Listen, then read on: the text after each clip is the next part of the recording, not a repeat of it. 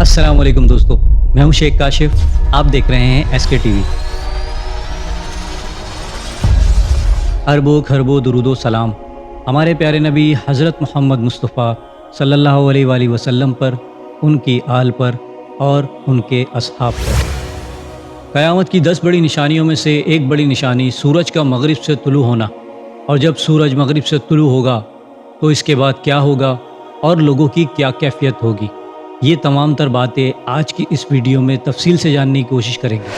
आप दोस्तों से गुजारिश है कि जिन दोस्तों ने मेरे इस चैनल को अब तक सब्सक्राइब नहीं किया तो प्लीज़ सब्सक्राइब कर लें और हमारी हौसला अफजाई के लिए इस वीडियो को लाइक करें, कमेंट्स करें और अपने दोस्तों के साथ भी ज़रूर शेयर करिएगा। जज़ाकल्लाह। दोस्तों, कुर्बे क़यामत में सूरज मगरिब से तुलू होगा, यानी मगरिब में जहाँ गुरूब होता है वहाँ से तुलू होगा। The sunrise from the west, अल्लाहु अकबर कबीरा। क़यामत की इस बड़ी निशानी के बारे में कुरान करीम की सूरह अनआम की आयत नंबर 158 में अल्लाह सुब्हानहु व तआला ने इरशाद फरमाया कि जिस दिन तुम्हारे रब की वो एक निशानी आएगी, किसी जान को ईमान लाना काम न देगा जो पहले ईमान न लाई थी या अपने ईमान में कोई भलाई न कमाई थी। इस आयत मुबारका के बारे में मुफस्सिरीन बयान फरमाते हैं कि इस आयत मुबारका में जिस निशानी के बारे में बताया गया है वो सूरज का मगरिब से तुलू होना है। और बुखारी और मुस्लिम की हदीस में आया है कि क़यामत कायम ना होगी जब तक सूरज मगरिब से तुलू ना होगा, और जब सूरज मगरिब से तुलू होगा और लोग उसे देख लेंगे तो सब के सब ईमान ले आएंगे, मगर उनका ईमान लाना अब किसी काम का ना होगा। हमारे प्यारे नबी हज़रत मोहम्मद मुस्तफ़ा सल्लल्लाहु अलैहि वसल्लम ने इरशाद फरमाया, जब तक बंदे की रूह हलक यानी गले तक ना पहुँच जाए, अल्लाह सुब्हानहु व तआला बंदे की तौबा कबूल फरमा लेता है। एक और मकाम पर हमारे प्यारे नबी हज़रत मोहम्मद मुस्तफ़ा सल्लल्लाहु अलैहि वसल्लम ने इरशाद फरमाया, जो शख्स मगरिब के सूरज तुलू होने से पहले तौबा कर लेगा, अल्लाह सुब्हानहु व तआला उस शख्स की तौबा कबूल फरमा लेगा। प्यारे दोस्तों, अभी भी वक्त है अल्लाह सुब्हानहु व तआला की बारगाह में बार बार तौबा व इस्तिग़फ़ार करते रहिए, क्योंकि अभी तौबा का दरवाज़ा हर वक्त खुला हुआ है। मगर जब सूरज मगरिब से तुलू होगा तो इसके बाद किसी की भी तौबा कबूल ना की जाएगी, क्योंकि तौबा का दरवाज़ा बंद कर दिया जाएगा। दोस्तों, ये तौबा का दरवाज़ा कहाँ है, इस बारे में हदीस मुबारका में आया है कि अल्लाह सुब्हानहु व तआला ने मगरिब के पीछे एक दरवाज़ा तौबा के लिए बनाया है। वो जन्नत के दरवाज़ों में से एक दरवाज़ा है। उस दरवाज़े के जो दोनों पल्ले हैं वो सोने और मोती हीरे जवाहरात से बने हुए हैं। ये तौबा का दरवाज़ा मखलूक की पैदाइश से लेकर मगरिब से सूरज तुलू होने तक खुला रहेगा। इसके बाद ये तौबा का दरवाज़ा बंद कर दिया जाएगा और फिर किसी की भी तौबा कबूल ना होगी।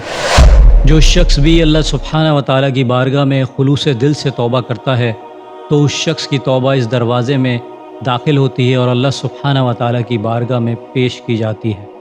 सुब्हान अल्लाह। दोस्तों, सूरज के मगरिब से तुलू होने से पहले एक ऐसी रात आएगी, यहाँ तक कि 2 या 3 रातें गुजर जाएंगी, सुबह ना होगी। ये देखकर लोग डर जाएंगे। मोमिन मुसलमान अल्लाह के खौफ से डर कर नमाज़ें पढ़ेंगे और नमाज़ों की तरतीब मालूम नहीं कर पाएंगे। ये रात इतनी तवील होगी कि लोग सो सो कर थक जाएंगे और सितारों को बादस्तूर अपनी जगह देखेंगे, यानी अंधेरा ख़त्म ना होगा, और ये देखकर फिर सो जाएंगे, फिर उठेंगे, नमाज़ें कज़ा करेंगे और ये रात ख़त्म होने का नाम ना लेगी। लोग एक दूसरे से बड़ी हैरत और परेशानी के आलम में पूछेंगे, ये क्या हो रहा है। वो लोग खौफज़दा होकर मस्जिदों में आ जाएंगे और सुबह के सूरज का इंतज़ार करेंगे, तो वो वक्त भी गुज़र जाएगा और सूरज ना निकलेगा, मगर फिर अचानक सूरज मगरिब से तुलू होगा।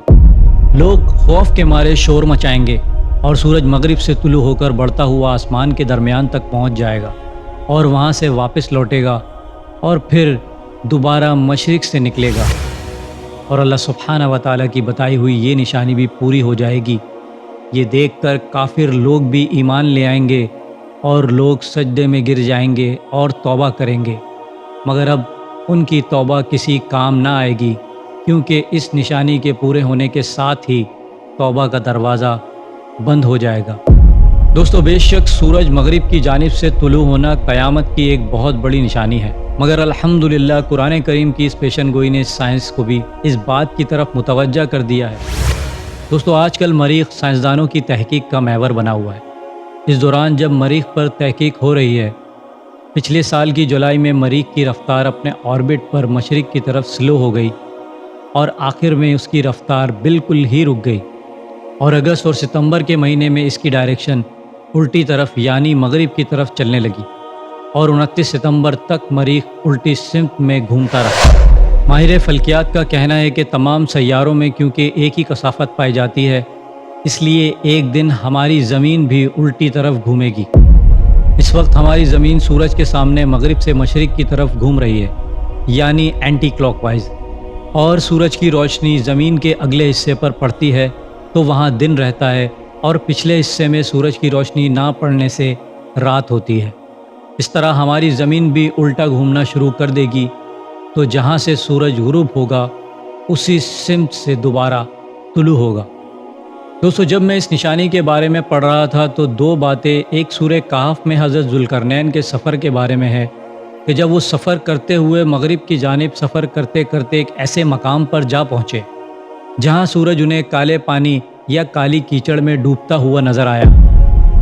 دوسری بات یہ کہ ایک حدیث جس کے راوی حضرت ابو ذر رضی اللہ تعالیٰ عنہ ہیں، انہوں نے فرمایا، میں حضور اکرم صلی اللہ علیہ وآلہ وسلم کے ساتھ سفر کر رہا تھا، جب مغرب کے وقت سورج غروب ہوا تو نبی پاک صلی اللہ علیہ وآلہ وسلم نے ارشاد فرمایا، کیا تمہیں معلوم ہے کہ سورج کہاں جاتا ہے؟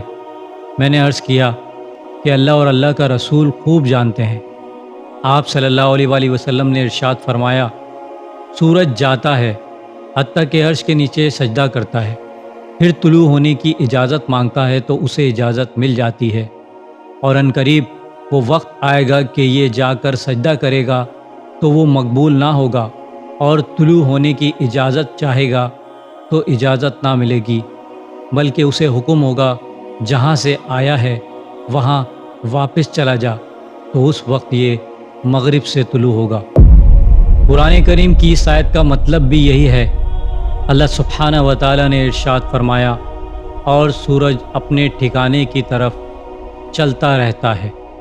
دوستو، جس طرح امام مہدی علیہ السلام کا ظہور، دجال کا خروج، حضرت عیسیٰ علیہ السلام کا نزول اور یاجوج ماجوج کا نکلنا ایک کے بعد ایک ہوگا، اسی طرح سورج کی نکلنے کی نشانی کا اشارہ بھی ہمیں حضرت ذوالقرنین کے واقعے سے ملتا ہے، جس میں سورج ڈوبنے کا ذکر کیا گیا۔